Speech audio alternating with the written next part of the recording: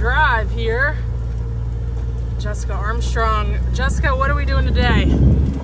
Today we're checking out some recreational property, and we have one of our top listing agents for Farm and Ranch here, Chad White, with us.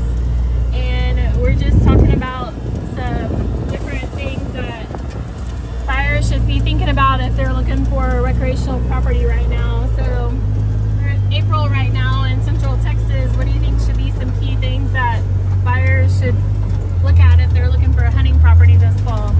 So for me, especially in the Central Texas area, one thing I'd be looking for is what kind of water do you have on the place? If you have a creek running through it, where that creek is going to, because that's going to feed a lot of wildlife off the property. Also, I'm going to be interested in what's my neighbors, what size neighbor tracks do I got around it, especially if it's obviously if it's a low fence place. See what kind of wildlife is coming. If you got a huge section of woods on one side of it and open on the other, kind of see what acreage you got around you to see what possibility of wildlife you have coming from different directions. Definitely a key thing for me.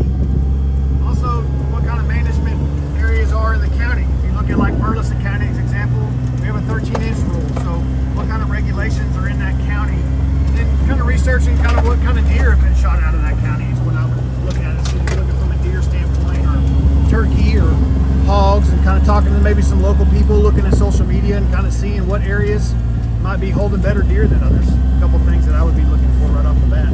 Yeah, that's a pretty good point. So I know we have like low inventory and stuff right now, so I know a lot of people have been trying to, obviously you can't find the perfect property, but I mean there's some wooded properties that we can tell people to get some dozer work done, or some vultures out on the property and clear some senderos right now. Like, it's not too late for that, do you think, or what are your suggestions? No, I think this is a great time of year to start clearing property out, and that's another thing I would look for is what's your ratio from woods to open, and what that again goes back to your neighbors. What does that mean surrounding as well, and how all that plays. When you're looking for wildlife, you're going to want a good mix with some open country as far for doing food plots and things along those lines. But having a blank canvas with a lot of woods, you can always clear it.